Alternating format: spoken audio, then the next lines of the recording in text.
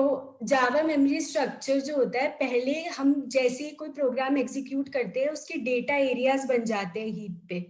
तो जैसे अब उसके बाद क्या होता है, जैसे जेवीएम उस मेमोरी एरिया से बाहर आता है तो वो डिस्ट्रॉय हो जाता है। वैसे ही जैसे एक थ्रेड थ्रेड एग्जिट होती है तो डेटा एरिया भी डिस्ट्रॉयड हो जाता है। तो अगर हम मेथड एरिया की बात करें यहाँ पर, तो इस मेथड एरिया में हम क्लास स्ट्रक्चर स्टोर कर सकते हैं, मेथड का डेटा और कंस्ट्रक्टर फील्ड डेटा। मतलब ये लॉजिकल पार्ट होता है, ये एज सच कोई स्पेस नहीं लेता और इस पे गार्बेज कलेक्टर परफॉर्म हो ये कंपलसरी भी नहीं है। पर हीप पे हमेशा गार्बेज कलेक्टर अपने परफॉर्म होता ही होता है, कंपलसरी होता है उसमें। तो अगर हम हीप में देखें तो हीप में जो एक्चुअल ऑब्जेक्ट बनता है वो हीप में स्टोर होता है and it can be of fixed और डायनेमिक इन साइज।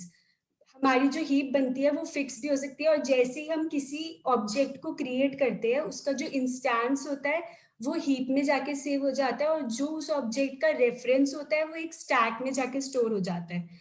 तो हर एक रनिंग प्रोसेस के लिए एक हीप क्रिएट होती है और जैसे हीप का साइज फुल हो जाता है वैसे ही गार्बेज कलेक्टर अपने अपनी मतलब गार्बेज कलेक्ट होना शुरू हो जाता है। जेवीएम गार्बेज कलेक्टर को बोलता है कि गार्बेज कलेक्शन परफॉर्म कर लो।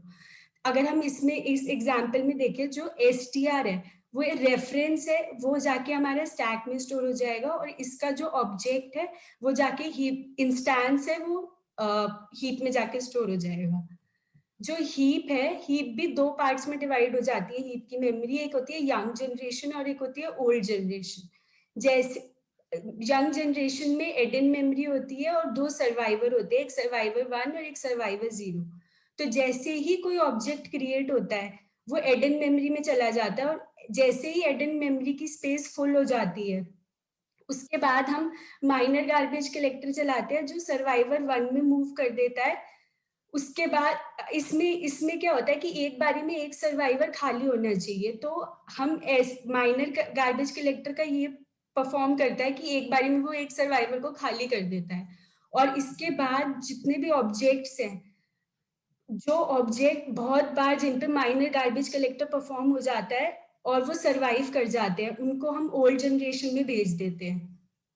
और जैसे ही ओल्ड जनरेशन मेमोरी फुल हो जाती है, जो ओल्ड जनरेशन में ऑब्जेक्ट्स होते हैं उनमें मेजर गार्बेज कलेक्टर लगता है और वो बहुत टाइम लेता है एग्जीक्यूट होने में, रादर देन जो माइनर गार्बेज कलेक्टर होता है। और हीप पे हमेशा गार्बेज कलेक्टर परफॉर्म होगा, ये मैंडेटरी है, क्योंकि हीप का हम गार्बेज कलेक्टर की ये रिस्पॉन्सिबिलिटी होती है कि हीप में कम से कम मतलब हीप हर बार जैसे कोई नया प्रोग्राम एग्जीक्यूट हो तो हीप क्लीन होनी चाहिए ताकि वो प्रोग्राम उसको यूज